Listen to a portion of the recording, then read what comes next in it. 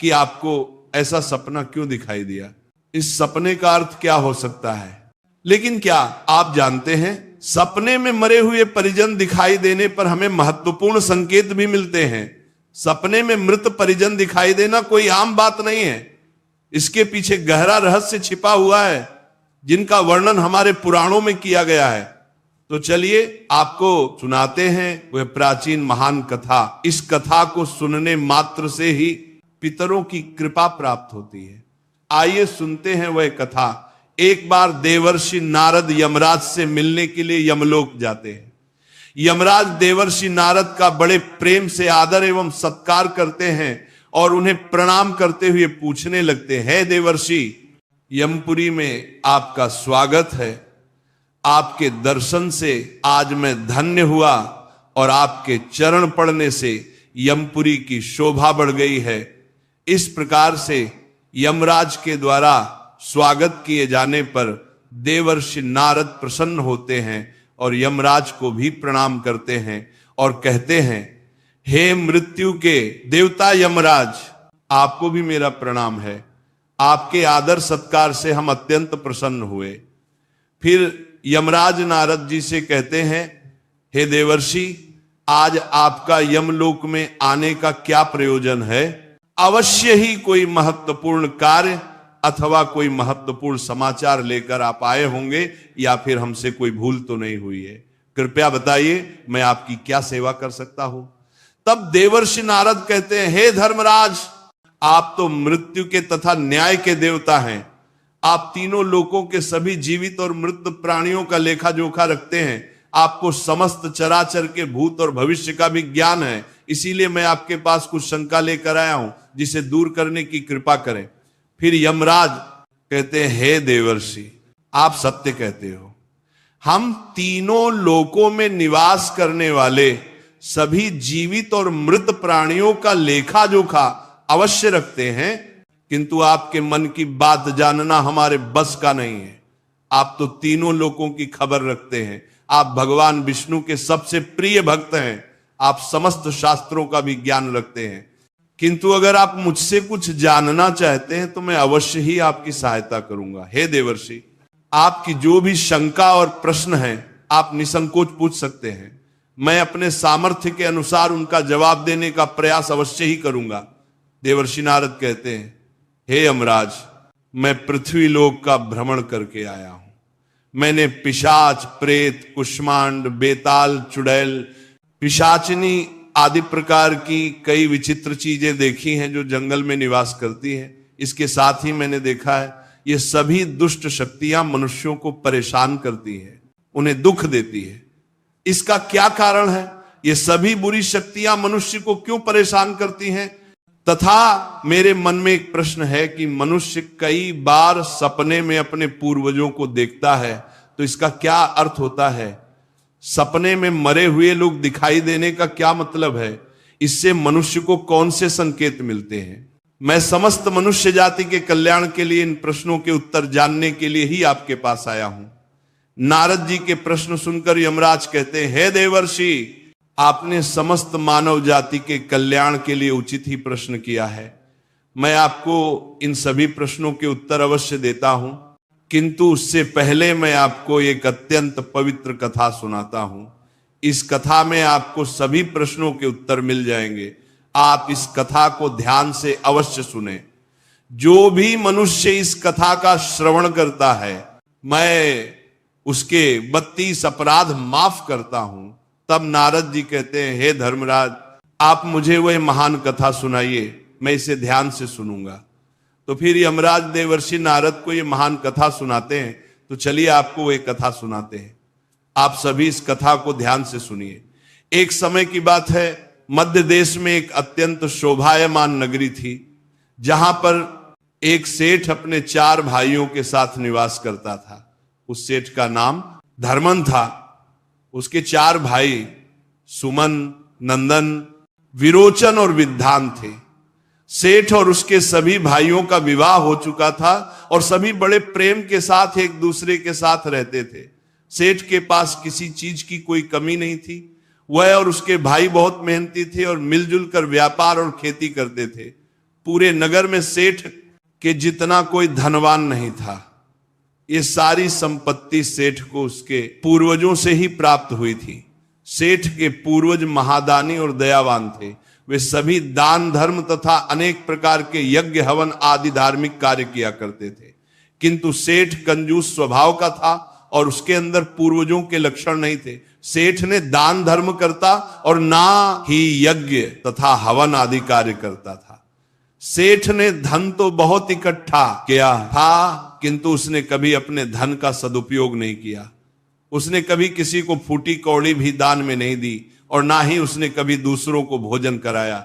सेठ के पूर्वज तो मंदिरों में भंडारा दिया करते थे, गरीबों को वस्त्र तथा अन्न का दान किया करते थे, लेकिन सेठ ने अपने पूर्वजों का कभी अनुसरण नहीं किया।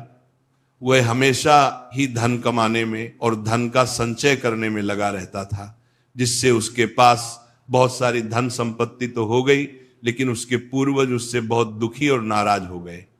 फिर पितृपक्ष आया। पितृपक्ष में सभी पूर्वज अपने पुत्रों के द्वारा श्राद्ध और तर्पण की अपेक्षा कर रहे थे, किंतु उनके किसी भी पुत्र ने अपने पूर्वजों के लिए श्राद्ध किया और ना ही तर्पण किया। उन्होंने ना दान धर्म किया और ना ही किसी भूखे प्राणी को भोजन कराया। अपने पुत्रों को ऐसी दुष्टता देखकर सभी पितृगण अत्यंत दुखी हुए। सेठ के पूर्वजों को अपने पुत्र का व्यवहार ठीक नहीं लगता था। इसी कारण से वह पितृलोक में भी दुखी ही रहा करते थे। धन कमाने के लालच में सेठ इतना उन्मत्त हो गया कि वह अपने पूर्वजों को भी भूल गया और उसने अपने पूर्वजों का श्राद्ध तथा तर्पण आदि कार्य करना भी बंद कर दिया, जिससे उसके पूर्वजों की आत्मा की तृप्ति नहीं होती थी। वे अपने पुत्र के ऐसे व्यवहार से दुखी रहने लगे। फिर एक दिन उस सेठ के पूर्वज चर्चा करते हैं। वे एक दूसरे से कहने लगते हैं, हमारा बड़ा ही दुर्भाग्य है जो हमारे कुल में इतने स्वार्थी और लालची पुत्रों का जन्म हुआ है। हमारे पुत्र हमारे लिए श्राद्ध करते हैं और ना ही दान धर्म करते हैं। हमारे पुत्रों के कुकर्मों के कारण हमारा पतन हो रहा है। इस प्रकार से विचार करके वे सभी पितृ अपने पुत्रों से मिलने के लिए जाने के विषय में सोचने लगते हैं और कहते हैं हमें यमराज के पास जाना चाहिए। अब वे ही हमारी इस समस्या का समाधान कर सकते हैं। हम सभी यमराज के पास जाकर उनसे हमारे पुत्रों को मिलने के लिए जाने की अनुमति मांगेंगे। फिर सभी पितृगण आकाश मार्ग से उठते हुए पितृलोक से यमलोक में यमराज के पास जाते हैं। वहां पर जाकर वे सभी यमराज को नमस्कार करते हैं। पितृगणों को यमपुरी में आया हुआ देखकर यमराज भी उनका स्वागत करते हैं और उनके आने का कारण पूछते हैं। तब सभी पितृ हाथ जोड़कर अपना दुख बताने लगते हैं। वे सभी पितृ यमराज से कहते हैं, हे धर्मराज, हमारे पुत्रों की मति भ्रष्ट हो गई है। हमारे पुत्र न दान करते हैं और न श्राद्ध और तर्पण करते हैं। उनके अशुभ आचरण से हमारा पतन हो रहा है। वे कभी दान धर्म नहीं करते हैं, जिस कारण से हमारी संतुष्टि नहीं हो रही है। कृपया आप हमें हमारे पुत्रों से मिलने के लिए एक बार जान दे। हम हमारे पुत्रों को समझाकर लौट आएंगे, उन्हें शास्त्रों का ज्ञान देकर फिर से यमलोक लौट आएंगे। तब यमराज ने उन्हें आज्ञा देते हुए कहा, हे महात्माओं, तुम अपने पुत्र को मिलने के लिए तो नहीं जा सकते, किंतु तुम अपने पुत्र को स्वप्न के माध्यम से संकेत अवश्य दे सकते हो। इसीलिए आप सभी अपने पुत्रों को उनके सपने में जाकर संकेत देकर उन्हें अपना दुख समझा सकते हैं। फिर वे सभी पितृ इस बात पर सहमत हो जाते हैं और एक एक करके अपने सभी पुत्रों के सपनों में जाकर उन्हें दर्शन देते हैं। सबसे पहले वे अपने बड़े पुत्र के अर्थात उस सेठ धर्मन के सपने में उसे दर्शन देते हैं और उसे संकेत देते हैं, किंतु उनका बड़ा पुत्र उनके संकेतों को समझ नहीं पाता है। दूसरे दिन जागने पर वह उस सपने को भूल जाता है और अपने पितरों के द्वारा दिए गए संकेतों को भी नजरअंदाज कर देता है। इससे वे सभी पितृगण फिर से निराश हो जाते हैं और फिर सभी पितृगण अन्य पुत्रों के सपनों में जाकर भी उन्हें दर्शन देने लगते हैं तथा उन्हें अनेक प्रकार के संकेत भी देते हैं, लेकिन उनके बाकी पुत्र भी उन संकेतों को दुर्लक्ष्य कर देते हैं। कोई भी अपने पूर्वजों के द्वारा बताए हुए संकेतों को समझ नहीं पाता है, जिससे सभी पितृगण अत्यंत दुखी और नाराज हो जाते हैं। सेठ और उसके भाई धन कमाने के लालच में पूरी तरह अंधे हो चुके थे। उन्हें पूर्वजों के प्राप्त द्वारा दिव्य संकेतों का महत्व कुछ भी नहीं लगता था, किंतु पितरों के स्वप्न में दर्शन देने के कुछ ही दिनों के बाद उस सेठ को व्यापार में नुकसान उठाना पड़ता है। उसे व्यापार में बहुत ज्यादा घाटा होने लगता है, जिससे उसकी सारी धन संपत्ति नष्ट हो जाती है। सभी भाइयों में वाद विवाद और लड़ाई झगड़े होने लगते हैं। पूर्वजों द्वारा जमा की हुई सारी जमीन जायदाद को वे बेच डालते हैं और पूरी तरह से बर्बाद हो जाते हैं। सभी भाई एक दूसरे से अलग हो जाते हैं और अपना अपना पेट पालने में लग जाते हैं। उधर स्वर्ग लोक में पितरों को अपने पुत्रों की ऐसी दुर्गति देखकर बहुत पीड़ा होने लगती है। सभी पितृगण अत्यंत दुखी और उदास हो जाते हैं। फिर से वे सभी यमराज के पास जाते हैं और कहने लगते हैं, हे धर्मराज, हमसे हमारे पितरों की ऐसी दुर्गति नहीं देखी जाती है। हमारे द्वारा किए गए सभी पुण्य कर्मों को हमारे पुत्रों ने नष्ट कर डाला है। कृपया आप कुछ ऐसा उपाय करें जिससे हमारे पुत्रों को उनकी भूल का पता चल जाए। फिर यमराज उन पितरों से कहते हैं, हे महात्माओं, तुम्हारी इस व्यथा को मैं समझता हूं। मैं तुम्हारी अवश्य ही सहायता करूंगा। मैं स्वयं तुम्हारे पुत्रों के पास जाकर उन्हें उनकी भूल के बारे में बताता हूं। फिर यमराज अपने भैंसे पर सवार होकर पृथ्वी लोक पर आते हैं और उस सेठ के घर की तरफ जाने लगते हैं। हाय, जब यमराज सेठ के घर के समीप पहुंच जाते हैं, तभी वे एक साधु का रूप धारण कर लेते हैं। सबसे पहले वो उस सेठ के घर पर जाते हैं तो वो सेठ अत्यंत बीमार पड़ा हुआ होता है। द्वार पर जाकर यमराज खाने लगते हैं, भिक्षाम देही भिक्षाम देही, क्या घर में कोई है ही मैं तुम्हारे द्वार पर? एक साधु आया है जो बड़े दूर से यात्रा करके आया है, कोई हो तो भिक्षा दो, भिक्षाम देही। द्वार पर आए साधु को देखकर उस सेठ की पत्नी सुनंदा उनका स्वागत करती है और कहती है, पधारिए। हे साधु महाराज, आपका स्वागत है, कहिए मैं आपकी किस प्रकार से सहायता कर सकती हूं? वे साधु रूपी यमराज कहते हैं, हे देवी, मैं भूखा हूं और यात्रा पर निकला हूं। यदि दान में कुछ भोजन मिल जाए तो बड़ी कृपा होगी। फिर सेठ की पत्नी कहती है, ठीक है साधु महाराज, आप रुकिए, मैं अभी आपके लिए कुछ भोजन लेकर आती हूं। सेठ की पत्नी के चेहरे पर दुख के हाव भाव देखकर वह साधु रूपी यमराज कहने लगते हैं, हे पुत्री, तुम्हारे मुखमंडल पर दुख दिखाई पड़ रहा है। अगर कोई गोपनीय बात ना हो तो मुझे बताओ, तुम्हारे दुख का क्या कारण है? वह स्त्री कहती है, हे साधु महाराज, आप सत्य कह रहे हैं। पहले हम बहुत धनवान और समृद्ध थे। मेरे पति और उनके भाई सभी साथ साथ रहते थे, किंतु अचानक ही सभी भाइयों में झगड़ा हो गया।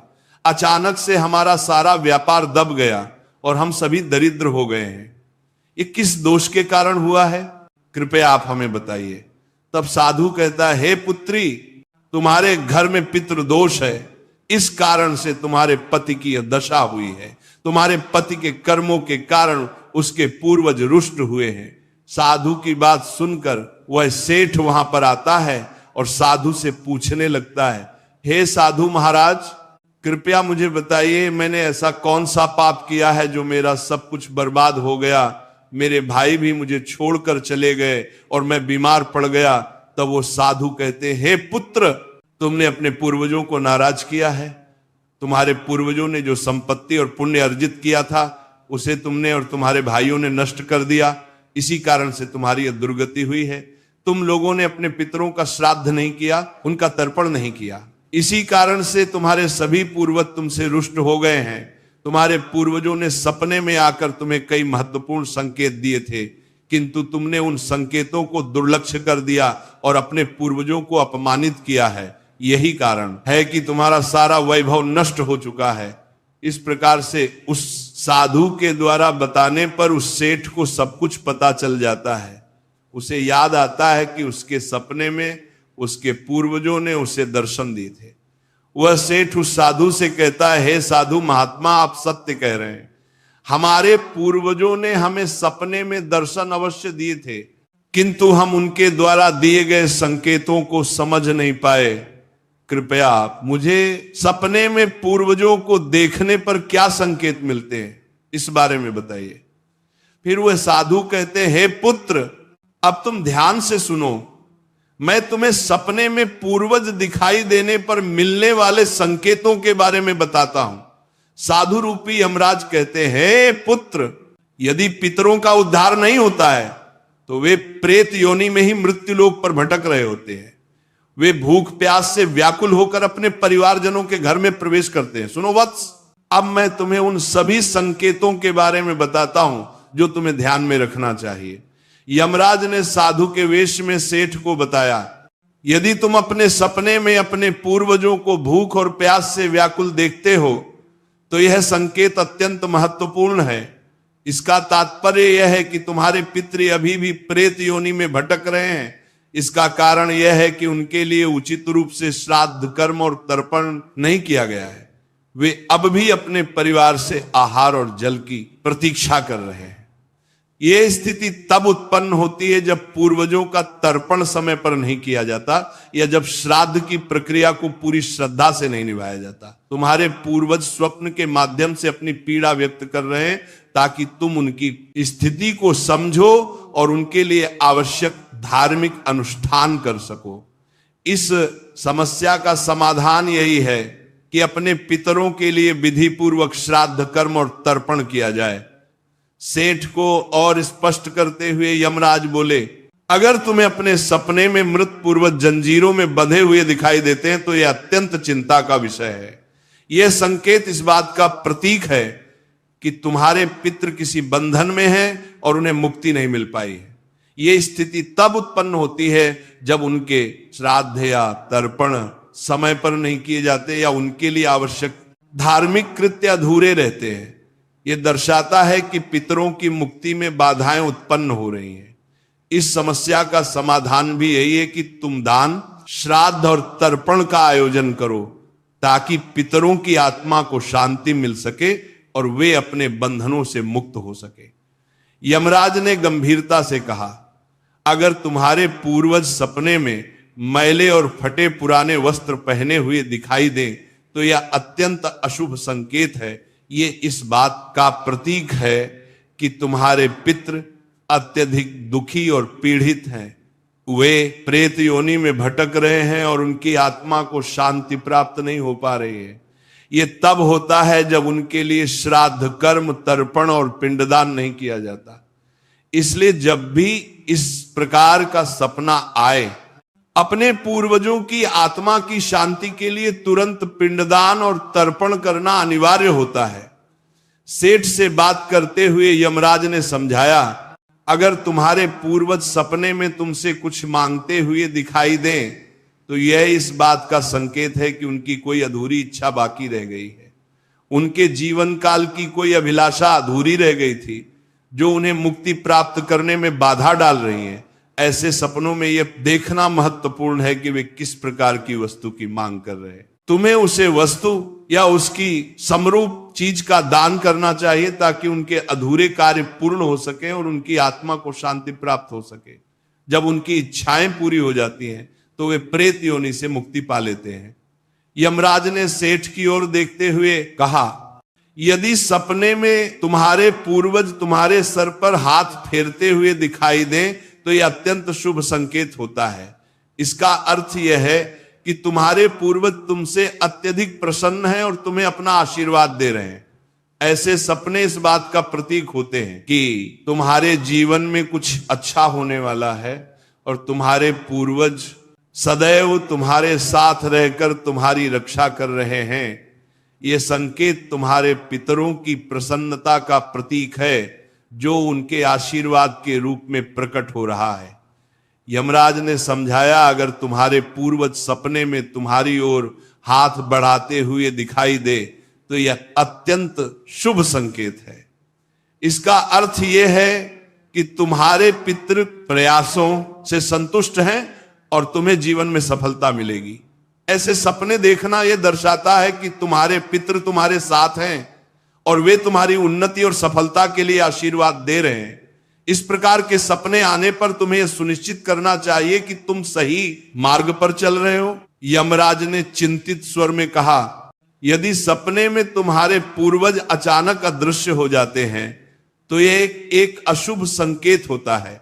इसका अर्थ है कि तुम्हारे जीवन में कोई संकट आने वाला है और तुम्हें सावधान हो जाना चाहिए।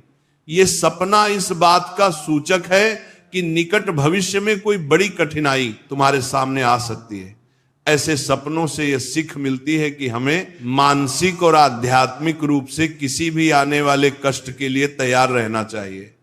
सेठ को और अधिक गंभीर होते हुए यमराज बोले, अगर सपना में तुम्हारे पूर्वज क्रोधित अवस्था में दिखाई दें तो ये इस बात का संकेत है कि वे तुमसे नाराज हैं। इसका अर्थ यह है कि तुम कोई ऐसा कार्य कर रहे हो जो उन्हें पसंद नहीं है और वे चाहते हैं कि तुम उस कार्य को बंद कर दो।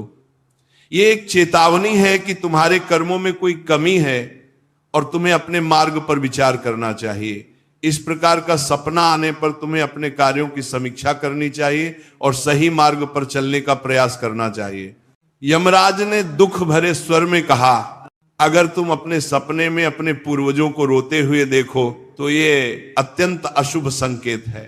ये इस बात का प्रतीक है कि तुम्हारे जीवन में कोई बड़ा संकट आने वाला है और तुम्हारे पूर्वज उस संकट से बहुत दुखी हैं।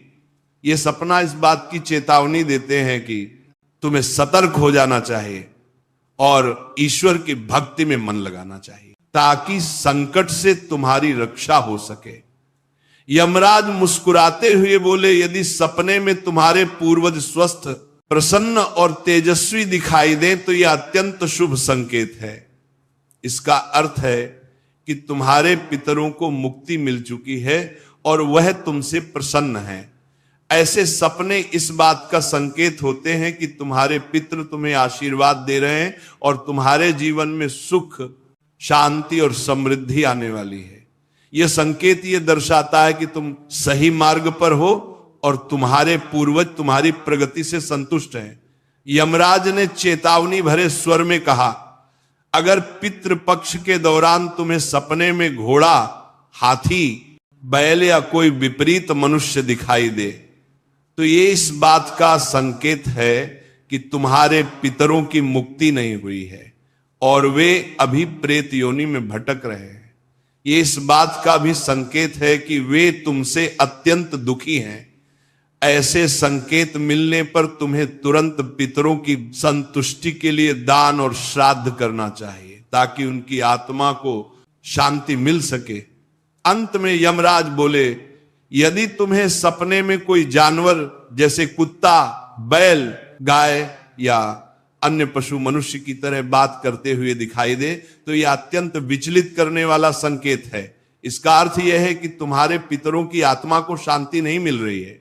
यह इस बात का संकेत है कि तुमने उनके लिए आवश्यक धार्मिक कृत्य अधूरे छोड़े हैं। इस स्थिति में तुम्हें तर्पण, पिंडदान या अन्य धार्मिक अनुष्ठान करके अपने पितरों की आत्मा की शांति के लिए प्रार्थना करनी चाहिए। तब वह साधु कहता है, हे पुत्र, यदि तुम्हें भी इस प्रकार के सपने दिखाई पड़े हैं तो तुम्हें अपने पूर्वजों को प्रसन्न करने के लिए दान, धर्म, तर्पण, श्राद्ध आदि कर्म करने चाहिए जिससे तुम्हारे सभी कष्ट दूर होंगे। उस साधु की बात सुनकर उस सेठ को अपनी गलती का एहसास हो जाता है और वह तुरंत ही अपने भाइयों के पास जाता है और उन्हें साधु के द्वारा बताई हुई बात बता देता है। फिर सभी भाइयों को समझ बनने में आ जाता है कि उनके पूर्वज उन्हें सपने में आकर संकेत दे रहे थे। फिर वे सभी भाई मिलकर नदी के तट पर जाते हैं और अपने पूर्वजों के लिए श्राद्ध, तर्पण, दान, धर्म आदि कार्य करते हैं और अपने पितरों को संतुष्ट करते हैं। फिर एक दिन उनके पूर्वज उनके सपने में आकर उन्हें दर्शन देते हैं और उन्हें नाना प्रकार के संकेत देते हैं। वे सभी संकेत शुभ होते हैं, अपने पितरों के द्वारा शुभ संकेत प्राप्त होने। पर उन सभी भाइयों का जीवन खुशियों से भर जाता है। उनके सभी रोग और दोष समाप्त होते हैं। वे फिर एकजुट होकर रहने लगते हैं और खूब तरक्की करते हैं। यमराज नारद जी से कहते हैं, हे देवर्षि, जब मनुष्य के पूर्वज संतुष्ट हो जाते हैं तब मनुष्यों को अनेक प्रकार के संकेत प्राप्त होते हैं। अब मैं तुम्हें उन शुभ संकेतों के विषय में बताता हूं। यदि सपने में मृत परिजन सिर पर हाथ फिराते हुए दिखाई देते हैं, इस सपने का अर्थ यह है कि वे बहुत अधिक प्रसन्न हैं। पूर्वज ये संकेत दे रहे हैं कि उस मनुष्य के जीवन में कुछ बहुत ही अच्छा होने वाला है। यदि पूर्वज मनुष्य की ओर हाथ बढ़ाते हुए दिखाई देते हैं तो पूर्वज यह संकेत दे रहे हैं कि मनुष्य जो भी काम कर रहे हैं उससे वे संतुष्ट हैं और उसे उस कार्य में अवश्य ही सफलता प्राप्त होगी। यदि सपने में पूर्वज स्वस्थ दिखाई देते हैं, उनके मुखमंडल पर तेज दिखाई देता है और उनके वस्त्र चमकीले और सफेद रंग के होते हैं, तो उन पितरों को मुक्ति मिल चुकी है, ऐसा समझना चाहिए। अगर सपने में पूर्वज दूर आकाश में बादलों पर बैठे हुए दिखाई देते हैं तो यह शुभ संकेत है। मनुष्य के पूर्वज अत्यंत प्रसन्न है और उसे आशीर्वाद दे रहे हैं। इस प्रकार से उन सभी भाइयों को पूर्वजों के द्वारा शुभ संकेत प्राप्त होते हैं और उनका खोया हुआ सारा धन और संपत्ति उन्हें वापस मिल जाते हैं और सभी भाई मिलजुल कर एक साथ रहने लगते हैं और सुखपूर्वक 100 वर्षों तक जीवन व्यतीत करके दिव्य विमान में बैठकर पितृलोक चले जाते हैं। तो इस प्रकार से यमराज ने देवर्षि नारद को पितरों के द्वारा मिलने वाले संकेत बताए हैं